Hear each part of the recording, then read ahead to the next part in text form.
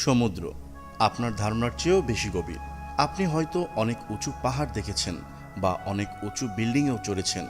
উঁচু পাহাড় বা বিল্ডিং এর আনুমানিক উচ্চতা কত হতে পারে সে সম্পর্কে একটা ধারণা আপনি হয়তো সহজেই করতে পারেন, কিন্তু একটা সমুদ্র দেখে এর গভীরতা কত হতে পারে তা কি আপনি আন্দাজ করতে পারেন?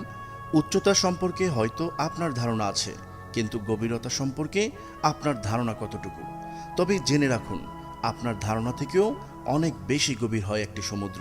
পৃথিবীতে যত পাহাড়, পর্বত, উঁচু বন, সমতল ভূমি ও দ্বীপপুঞ্জ রয়েছে, সবগুলো দিয়ে যদি সমুদ্রকে ভরাট করার চেষ্টা করা হয়, তবুও তার এক ভাগও সম্ভব হবে না।